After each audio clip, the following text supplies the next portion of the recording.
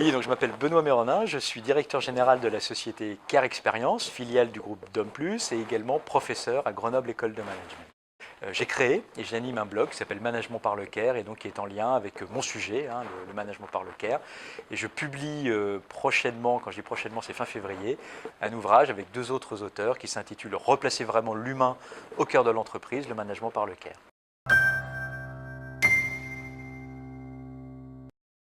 C'est un champ nouveau du management que j'explore qui s'inspire d'une forme d'éthique qui s'appelle l'éthique du care, qui nous vient des États-Unis et qui a émergé il y a une quarantaine d'années.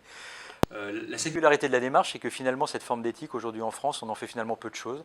On la côtoie un petit peu dans le monde hospitalier. Certains professionnels de la santé assez naturellement se sont appropriés cette forme d'éthique. On pourrait traduire en français par l'éthique du prendre soin ou l'éthique de l'attention à l'autre ou l'éthique de la sollicitude, mais les traductions ne sont pas toujours très convaincantes.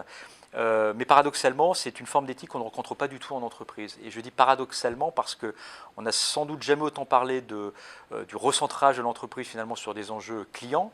On n'a peut-être jamais autant parlé de l'entreprise telle que finalement ces enjeux humains, l'entreprise telle qu'elle est finalement dans ce collectif de femmes et d'hommes et finalement de ce recentrage finalement sur l'humain au sens du collaborateur avec des approches comme la symétrie des attentions ou comme le management bienveillant ou comme la libération. Et finalement, cette forme d'éthique nous amène un regard, nous amène une prise de hauteur. En tout cas, moi, elle m'a nourri, elle continue de me nourrir dans la manière à la fois d'envisager l'homme, la personne, dans ses besoins fondamentaux. Face à ça, finalement, quelles sont les réponses que le manager, qui est aussi une personne, que le manager, finalement, est en capacité d'apporter en fait, à la personne.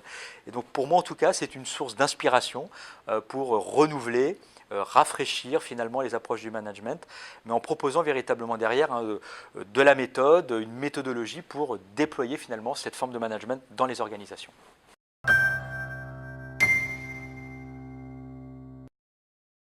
Ce que nous dit l'éthique du care finalement, c'est que la personne, que ce soit un collaborateur d'ailleurs, un client ou un manager, a quatre besoins fondamentaux.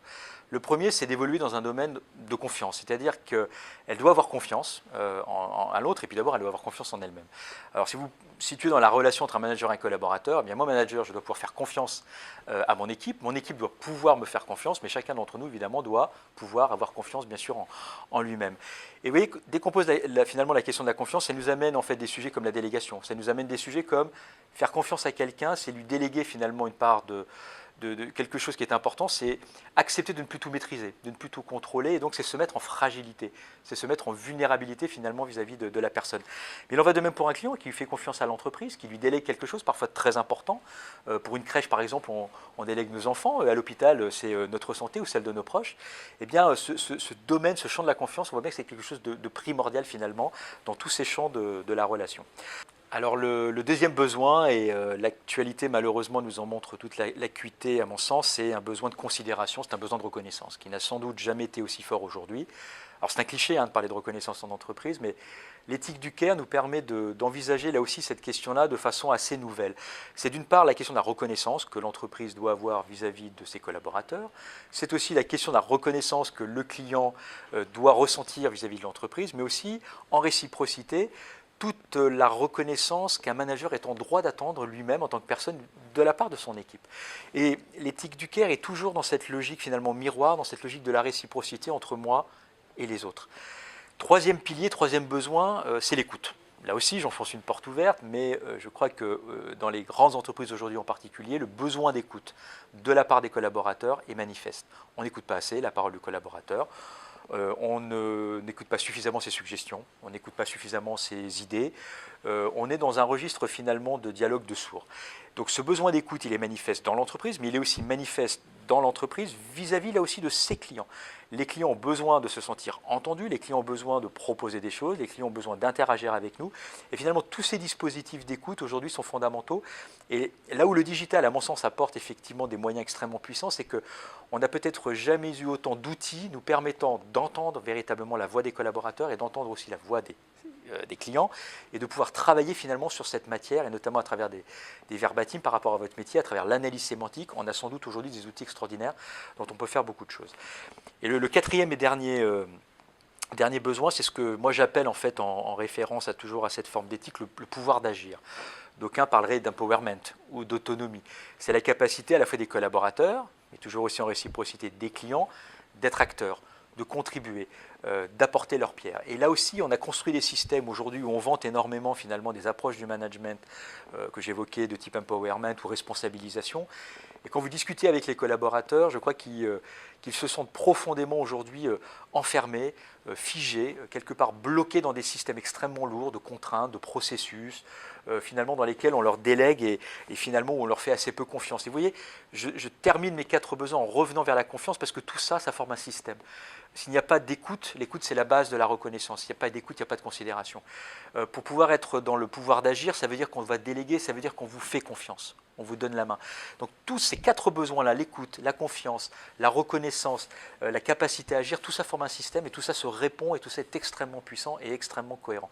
Et une fois qu'on a reposé en fait ces fondamentaux-là, alors on part d'une certaine vision de l'homme, c'est une vision philosophique, hein, que cet homme soit un client, un collaborateur ou un manager, et ça permet de réhabiter finalement, de réanimer des vieilles questions managériales, mais finalement avec une profondeur de champ, me semble-t-il, un petit peu différente.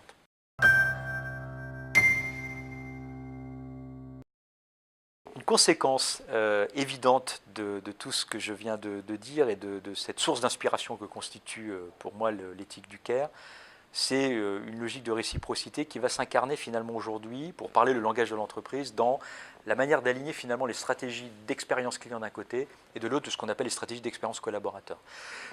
Mais à mon sens, c'est pour moi une occasion extraordinaire pour aller un cran beaucoup plus loin que ne peut le faire aujourd'hui, par exemple, la symétrie des attentions, qui consiste à aligner finalement des dispositifs de formalisation, de référentiel, de quelle est l'expérience cible qu'on veut faire vivre à nos clients d'un côté, et puis quelle est l'expérience cible qu'on veut faire vivre finalement à nos collaborateurs de l'autre.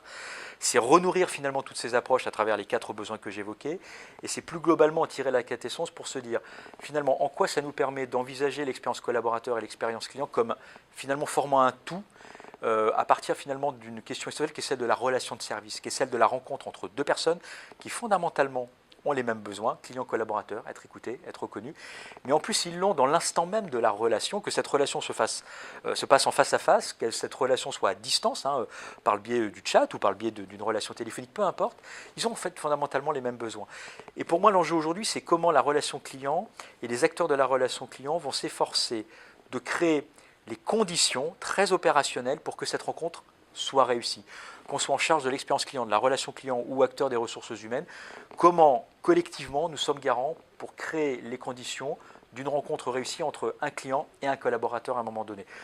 Et finalement, une des premières marques de mise en application finalement de cette éthique du CARE, c'est déjà de s'assurer que les collaborateurs et les clients, puisqu'ils sont de plus en plus en autonomie de par les moyens digitaux, disposent en fait des bons outils, basiquement des bons outils pour bien faire leur job.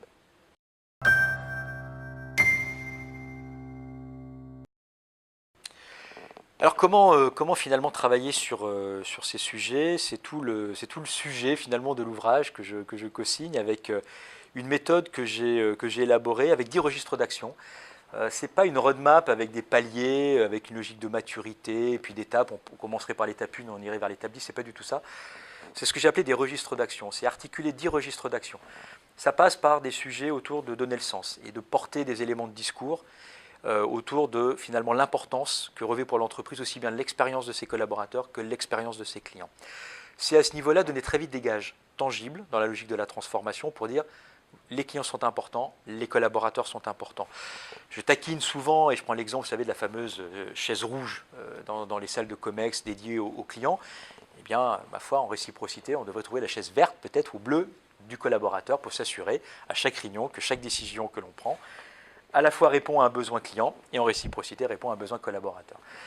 Deuxième registre, c'est l'expérience client, c'est formaliser finalement les parcours clients au même titre qu'on va formaliser des parcours collaborateurs et s'intéresser aux irritants clients comme on s'intéresse aux irritants de nos collaborateurs. Troisième piste, c'est travailler évidemment sur, je parlais tout à l'heure de la voix du client des collaborateurs, la mise en place de dispositifs, et là vous êtes acteur, vous et le Quentin de ce marché-là, de dispositifs d'écoute, mais surtout de traitement et d'analyse de la voix du client et de la voix du collaborateur, et rapprocher ces 2 voix pour voir parfois quels sont les points de dissonance ou versus les points de convergence. Voilà les 3 premiers registres, il y en a 7 autres, ils sont détaillés dans l'ouvrage, mais des pistes concrètes, illustrées d'exemples divers et variés qui permettent aux entreprises de se dire déjà, tiens, par rapport à ces 2 registres d'action, j'en suis où? quel est mon niveau de maturité. Et c'est un exercice que je fais régulièrement avec deux entreprises, et du coup elles voient très très vite là où elles sont plutôt fortes, versus là où je dis, oh là, je suis un petit peu mèche courte, j'ai pas grand chose à dire. Et du coup de commencer à articuler ce qui manque à mon sens souvent, une vraie vision systémique, et de ne plus raisonner avec la RH d'un côté, la RSE de l'autre et la relation client de l'autre, mais d'encapsuler finalement l'ensemble de ces préoccupations pour avoir une vision globale, systémique, centrée sur la personne, client, collaborateur, manager, parce qu'on oublie souvent les managers aussi, ils font partie aussi de la feuille de route, de prendre soin aussi des managers, et donc d'articuler finalement, ou de voir comment articuler dans l'entreprise ces 10 registres d'action. On n'en est qu'au tout début de cette histoire, mais j'ai bon espoir, voilà, avec l'ouvrage, avec l'écho au bout de finalement un peu plus d'un an que ce sujet rencontre dans un certain nombre d'entreprises et de domaines professionnels, de voir le management par le CARE cheminer dans nos organisations.